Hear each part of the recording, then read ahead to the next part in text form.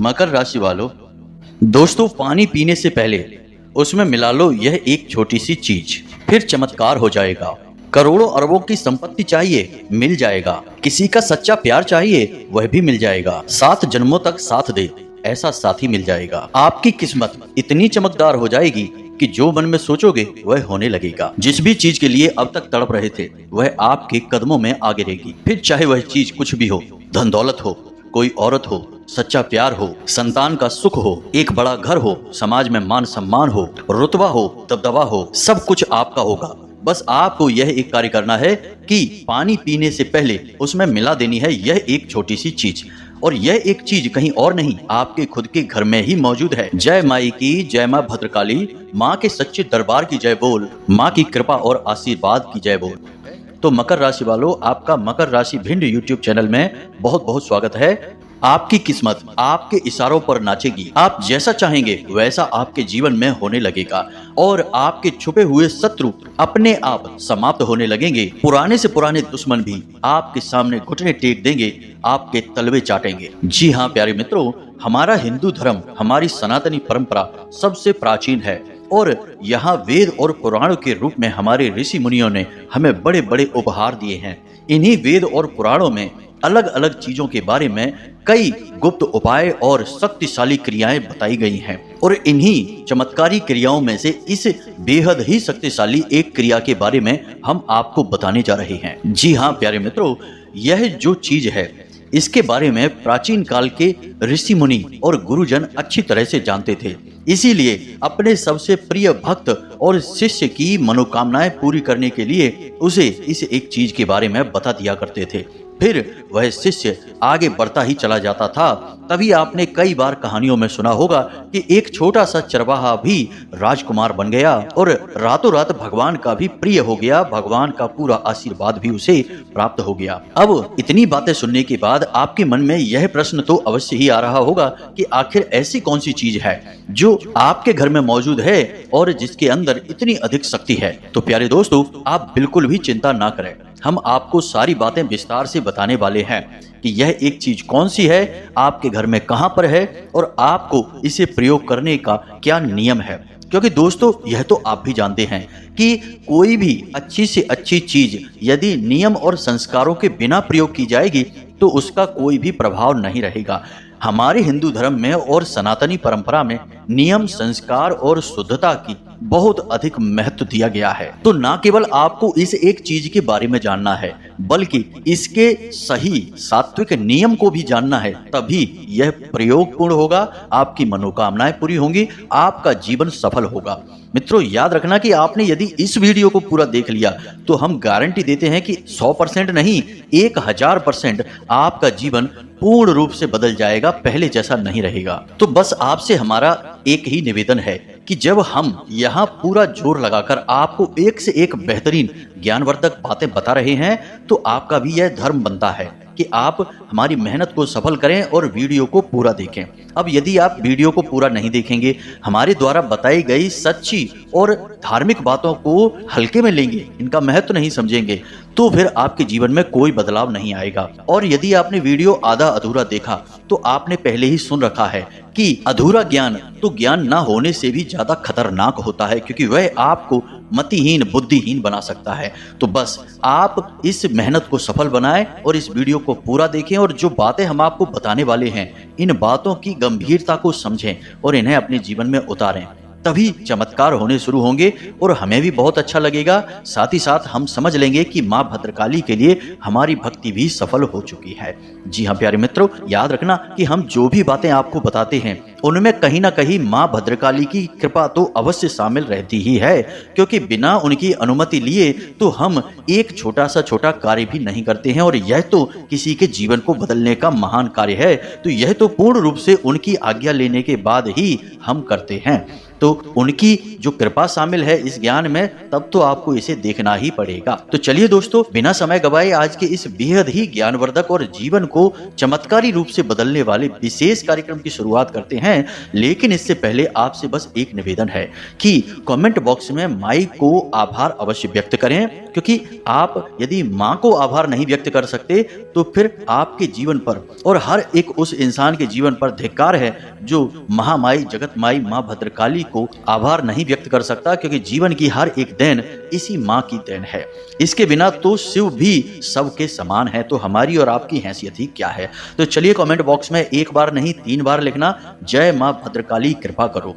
और हम आपसे कहते हैं कि इतना लिखते ही अगले 24 घंटे में आपको एक बहुत बड़ी खुशखबरी मिल जाएगी। तो चलिए दोस्तों आगे बढ़ते हैं। अब हम जो आपको बताने जा रहे हैं उन बातों को पूरे ध्यान के साथ आपको सुनना है, तभी आपको सारी बातें समझ में आएंगी। तो अब आप ध्यान से समझिए, इस समय जो ग्रहों की चाल है और जो आपके जीवन की परिस्थितियां चल रही हैं वे आपके अनुकूल नहीं है। कहीं ना कहीं ग्रह नक्षत्रों की चाल आपको लगातार परेशान किए जा रही है और इसका प्रमाण आपके स्वयं के जीवन में आपको मिल रहा है। आपके जीवन में 3 बड़ी समस्याएं अभी आज के समय में चल रही हैं। पहली समस्या रुपए पैसे को लेकर है। दूसरी समस्या आपके मन में एक घुटन, एक बेचैनी, एक अनजाना सा डर है। और तीसरी समस्या कि आपके खुद के व्यक्तिगत रिश्ते नातों में उथल पुथल मची हुई है। और ये तीनों समस्याएं जो हैं वे समय के अनुसार ही चलती हैं, ग्रहों की चाल के अनुसार बदलती रहती हैं। तो अभी पिछले कुछ दिनों से यानी कि 10 से 15 दिनों से आपके जीवन में यह स्थिति लगातार बनी चली आ रही है और आगे भी अभी कुछ दिनों तक यह स्थिति रहेगी। कहने का मतलब यह है प्यारे मित्रों कि अभी समय बहुत नाजुक है, तो ऐसे में आपको बहुत संभल कर चलने की आवश्यकता है। देखिए दोस्तों, ध्यान से समझिए, जब इंसान के जीवन में समय खराब होता है या फिर परिस्थितियां उसके अनुकूल नहीं होती हैं, इसी को समय खराब होना कह सकते हैं। तब समय होता है कि इंसान विचारशील हो जाए, ठंडे दिमाग से अपने जीवन के बारे में सोचे, उसके जीवन में जो परिस्थितियां हैं वे क्यों बन रही हैं, उसका कारण क्या है, कहीं उसी के द्वारा की जाने वाली गलतियां तो उसके जीवन में ऐसी परिस्थितियों का निर्माण नहीं कर रही हैं। लेकिन इन सबसे ज्यादा महत्वपूर्ण है कि ऐसे बुरे वक्त में इंसान को किसी न किसी के शरणागति हो जाना चाहिए। मतलब कहने का यह है कि आपके मन में जिस भी भगवान या देवी देवता के प्रति भाव रहता है, फिर चाहे भोले बाबा हो या हनुमान जी या प्रभु श्री राम हो, जिसके भी प्रति आपके मन में भाव रहता है, आप सच्चे मन से पूरी श्रद्धा के साथ उनसे जुड़ जाइए। नित्य उन्हें याद करिए, दिन रात उनके नाम का सुमिरन करिए और अपने जीवन के हर कार्य को उन्हें समर्पित करते जाइए। और पूरे विधि विधान के साथ जब भी आपको समय मिले, दिन में रात में कभी भी आप उनका पूजन करिए।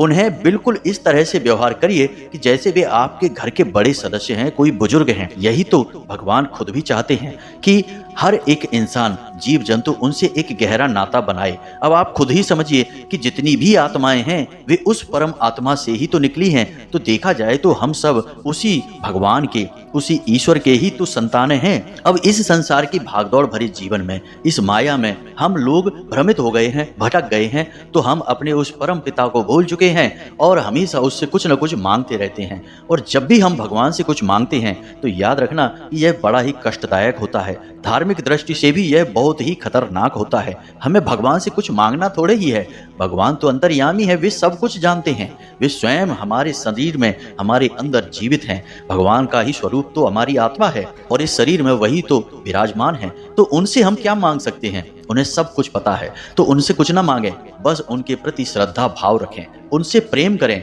भावनात्मक तौर पर उनसे जुड़ें। यदि आपको तकलीफ बहुत है तो भगवान की तस्वीर के सामने हाथ जोड़कर बैठें, मन ही मन उनसे बातें करें, बोलने की आवश्यकता नहीं है।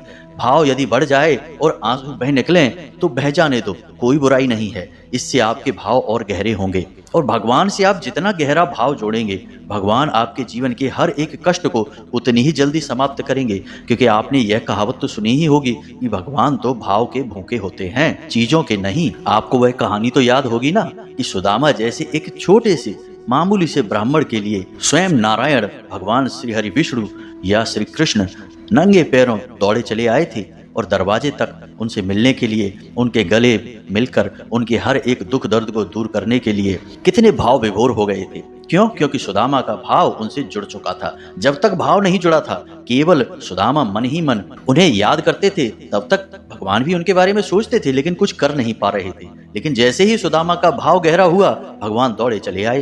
तो बस आपको भी यही करना है। जीवन के हर एक कष्ट को समाप्त करने का सबसे सरल समाधान है, भगवान को अपना भाव दीजिए और भगवान से कुछ न मांगिए, भगवान को सब पता है। तो ये सारी बातें हम आपको केवल इसलिए बता रहे हैं क्योंकि प्यारे मित्रों, आज के जो सामाजिक परिवेश है, जो वातावरण है, इसमें दिखावेबाजी बहुत शामिल हो गई है। लोग ऐसे चिल्ला चिल्ला कर मंदिर में जाते हैं, ऐसे चिल्ला चिल्ला कर जयकारे लगाते हैं जैसे कि कोई नेता, कोई बड़ा विधायक, सांसद, प्रधानमंत्री, मुख्यमंत्री आ गया हो। अरे भाई, आप भगवान के दरबार में आए हैं और भगवान का दरबार कोई नेता का सभागार नहीं है। वहां नारे नहीं लगाने हैं। नारा लगाना है तो आप अपने मन में पहले भाव तो उत्पन्न करिए। ये दिखावीबाजी वाले नारों से कुछ होने वाला नहीं है।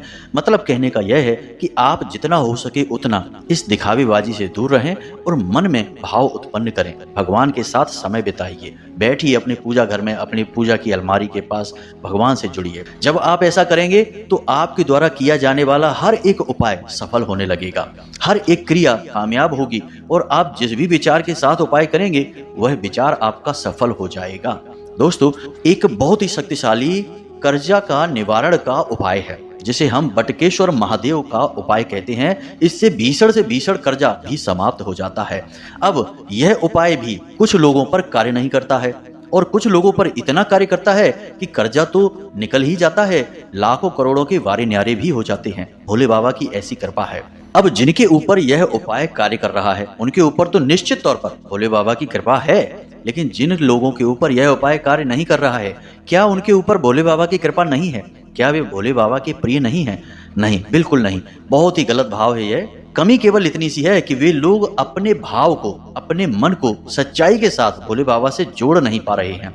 और जब तार से तार नहीं जुड़ेगी तो करंट कहां से बहेगा? दोस्तों, आप खुद ही समझिए। तो कमी बिजली की, करंट की नहीं है, कमी आपकी है कि आप तार जोड़ नहीं पा रहे हैं। जिनके जुड़ जाते हैं उनके तो बारे न्यारे हो ही जाते हैं। उम्मीद है कि आप हमारी बातों को समझ रहे हैं कि हम आपसे क्या कहना चाहते हैं, क्योंकि यदि आप इन बातों को न समझे तो हम चाहे कितना ही भयंकर से भयंकर उपाय आपको देकर चले जाएं, कुछ भी काम नहीं करेगा। एक बात आप अपने दिमाग में बैठा लीजिए कि जब तक भाव न जुड़ेगा तब तक कुछ भी काम न करेगा। चाहे आप लाखों रुपए का प्रसाद चढ़ा दीजिए, चाहे कितनी ही कथा भागवत करवा दीजिए, भगवान की कृपा प्राप्त नहीं होगी। और यदि बिना भाव के आप भगवान की पूजा कर रहे हैं या फिर आपका चित्त कहीं और रखा है, ऑफिस में, घर में और मंदिर में बैठ के हनुमान चालीसा पढ़ रहे हैं, तो यह असल में एक दिखावा है। याद रखिए, तुलसीदास जी ने रामायण में क्या लिखा है? निर्मल जनमन सो मोहि पावा, मोहि छल छिद्र कपट नहीं भावा। तो तुलसीदास जैसे महाज्ञानी, परम ज्ञानी महासंत ने इतना सा राज, इतना सा रहस्य जान लिया और भगवान से जुड़ गए। भगवान श्री हरि विष्णु के स्वरूप श्री राम जी से और भोले बाबा के स्वरूप हनुमान जी से, दोनों की भक्ति प्राप्त कर ली। तो बस आप समझिए, ये बातें बहुत गहरी हैं। आज के समय में लोगों को समझना कठिन है। पहले तो लोग सब जानते थे, तब दिखावेबाजी नहीं थी। खैर, उम्मीद है कि आप समझ रहे होंगे कि हम आपसे क्या कहना चाहते हैं। अब आपको बताते हैं वह मूल बात। यह विशेष उपाय इतना शक्तिशाली है, यह एक उपाय, कि आपने यदि इस उपाय को सच्चे भाव के साथ, जिस भी देवी देवता में आपकी आस्था है, उनको याद करते हुए कर लिया, तो निश्चित तौर पर 100% आपके जीवन में बदलाव आएगा। सैकड़ों हजारों लोगों के जीवन में हमने बदलाव आते हुए देखा है, तो आपके जीवन में क्यों नहीं आएगा? विचार करने वाली बात है। अब हम आपको बताने जा रहे हैं इस शक्तिशाली वस्तु के बारे में, और इस चीज के साथ साथ हम आपको एक बहुत ही शक्तिशाली मंत्र भी बताएंगे। जब आप दोनों चीजों को मिला देंगे सही विधि के साथ तो कमाल ही हो जाएगा। ध्यान से सुनिए।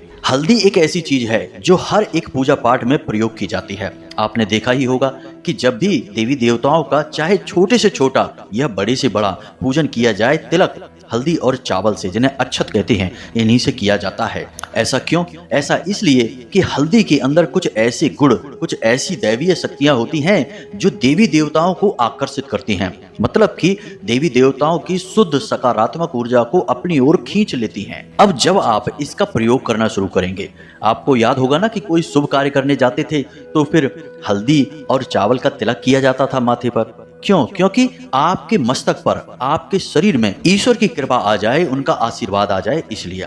तो अब जब आप इसका प्रयोग करेंगे इस विशेष मंत्र के साथ, तो आप देखेंगे कि चमत्कार कैसे घटित होते हैं। ध्यान से समझिए कि आपको करना क्या है। मान लीजिए कि आप अपने जीवन में किसी ऐसी परिस्थिति में फंसे हैं कि आपको कोई रास्ता समझ में नहीं आ रहा है। चारों तरफ केवल अंधकार ही अंधकार दिखाई दे रहा है। आपको पता नहीं कि कैसे आपको बाहर निकलना है, क्या है जीवन का रास्ता। तो आपको क्या करना है कि हल्दी का प्रयोग करना है पानी में। अब पानी में ही हल्दी का प्रयोग क्यों करना है? पानी भी एक ऐसा तत्व है जो ऊर्जाओं को अपनी ओर खींचने का बहुत ही शक्तिशाली माध्यम है। इसीलिए पूजा पाठ में पानी का भी बहुत विशेष योगदान होता है। चाहे आप संकल्प लें, चाहे आप आचमन करें, चाहे आप शुद्धिकरण करें, कुछ भी आपको करना है, जल का प्रयोग करना ही पड़ेगा।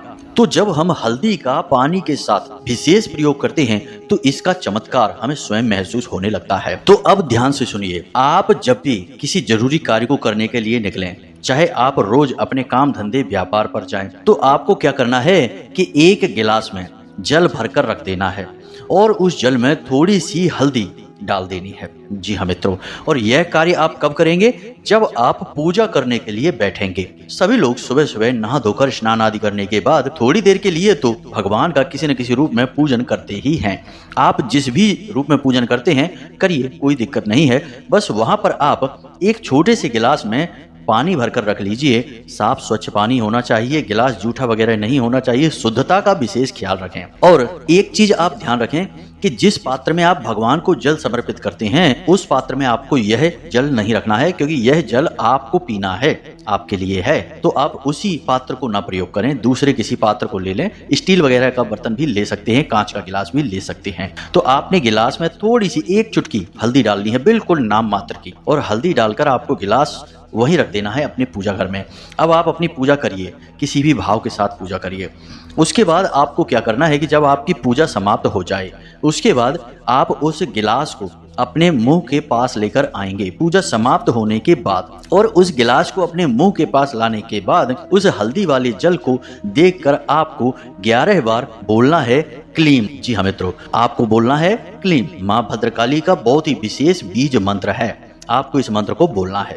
अब आप इस मंत्र को बोलेंगे तो उससे यह जल और इसमें मौजूद हल्दी सक्रिय हो जाएगी और यह सकारात्मक ऊर्जा को अपनी ओर खींचने लगेगी, यानी दिव्य शक्तियों को अपनी ओर खींचने लगेगी। अब एक छोटा सा कार्य आपको और करना है कि आप जिस भी कार्य के लिए जा रहे हैं उस कार्य के बारे में आपको बोलना है कि आपका वह कार्य सफल हो जाएगा। जी हाँ मित्रों, आपको पूरे विश्वास के साथ बोलना है। मानकर चलिए कि आप ऑफिस जा रहे हैं या फिर आप व्यापार पर जा रहे हैं, अपने काम धंधे पर जा रहे हैं, और आपको बोलना है कि आज मेरा व्यापार बहुत अच्छा चलेगा। ऐसे करके आपको बोलना है 3 बार, आज मेरा व्यापार बहुत अच्छा चलेगा। आप ऐसा बोलेंगे कि वह आपको सुनाई दे जाए, बहुत तेज नहीं, बहुत धीमा नहीं। आज मेरा व्यापार बहुत अच्छा चलेगा। नौकरी पर जा रहे हैं तो आज मेरी नौकरी बहुत अच्छी चलेगी, आज मेरी नौकरी बहुत अच्छी चलेगी। पदोन्नति चाहिए तो पदोन्नति के बारे में बोलिए। जो भी कुछ आपको चाहिए आपको 3 बार बोलना है और उसके बाद उस जल में आपको फूंक देना है। जी हाँ दोस्तों, फूंक मारनी है, समझ गए आप? यह इस जल को सक्रिय करने का तरीका है। अब जल तत्व जो है वह किसी भी ऊर्जा को अपनी ओर खींच लेता है, फिर चाहे नकारात्मक हो या सकारात्मक हो। और हल्दी सकारात्मक ऊर्जाओं को आकर्षित करती है, तो आपके जल में शुद्ध सकारात्मक ऊर्जा भर जाएगी। अब आप उस गिलास को लाकर बाहर रख लीजिए और जब आप अपने काम पर निकलें तो आप उसे पी लें और सीधे अपने काम पर चले जाएं। याद रखें कि आपको जो आपने क्रिया की है उसके बारे में याद रखना है कि आज आपने क्या क्रिया की है, आज आपको कैसे परिणाम मिलेंगे।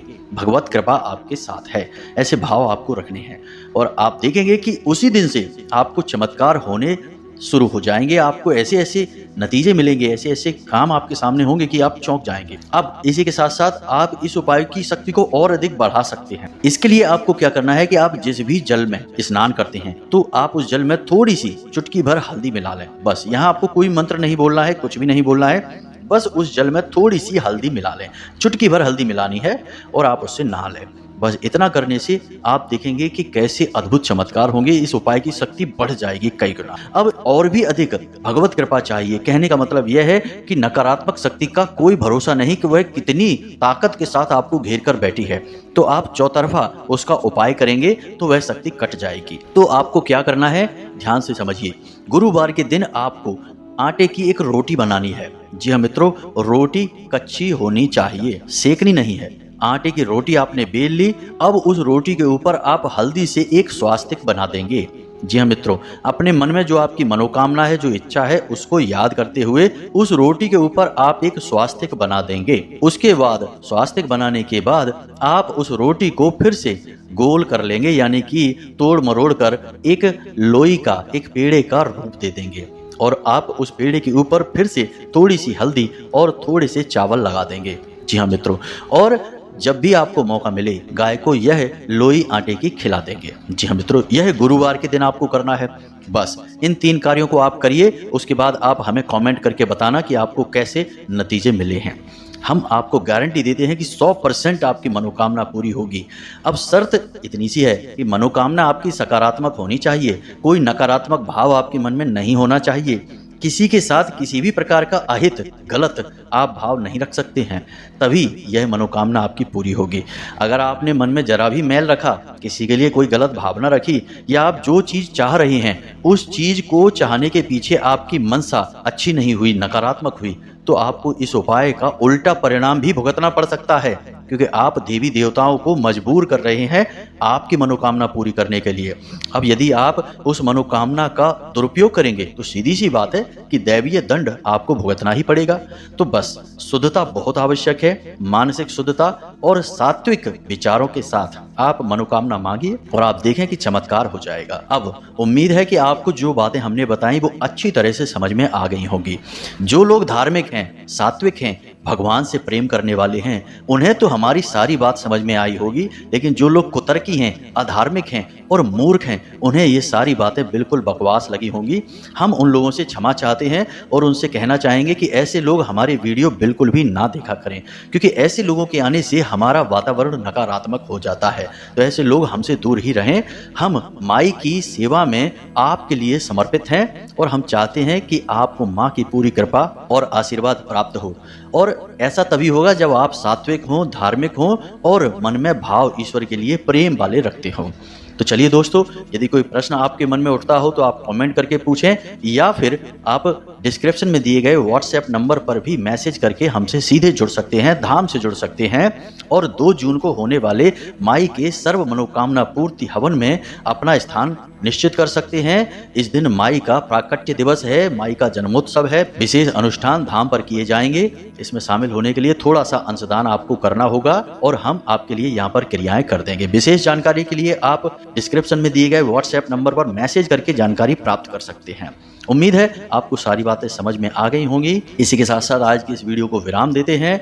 हमेशा हंसते रहें, मुस्कुराते रहें, सकारात्मक रहें। याद रखें कि माता रानी की पूरी कृपा आपके ऊपर बनी हुई है और हमेशा रहेगी। जय माई की, जय मां भद्रकाली। माता रानी आपका कल्याण करें।